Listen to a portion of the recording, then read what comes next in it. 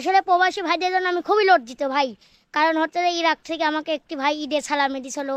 তো সেই সালামি আমাকে বলছিল যে জামা প্যান্ট কিনতে, তো জামা প্যান্টও কিনছি, আসলে জামা প্যান্টও কিনছি, খালি জুতাটা কিনতে পারি নাই। তো আসলে ভাই আপনারা তো জানেনই আমরা কিরম ফ্যামিলি, এজন্য ওই টাকাটা নিয়ে যে আমার আব্বার হাতে দিছি, কতটা যে খুশি হয়েছে আমার আব্বা আপনাদেরকে আর বলে বোঝাতে পারবো না। আমরা গরিব মানুষ ভাই, ঈদটা এই ভাই কাছে ঈদের হাট বাজার করছি, মানে আসলে ঈদটা খুব সুন্দর গেছে আব্বাদেরকে নিয়ে।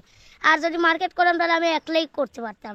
আসলে ভাই উত্তর করি না, আপনার কথা রাখতে পারলাম না ভাই, খুবই আপনার প্রতি খুবই আমার মায়া, মানে আপনি যা করতে দিয়েছিলাম খুব আপনার কাছে খুবই লজ্জিত।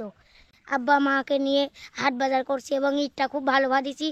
আপনাদেরকে বলে বোঝাতে পারবো না যে আমার আব্বার কতটা যে খুশি হয়েছে। মনে করেন যে ওই সালামি পায় একবারে গোটা খুশি আমার আব্বা হয়েছে। তো ভাই আর কি বলবো, আর কিছু বলার নাই। আর যারা বিদেশে থাকবেন তাদের তাদের প্রতি আমার খুবই মায়া, এবং সকলেই ভালো থাকবেন, সুস্থ থাকবেন। আল্লাহ হাফিজ।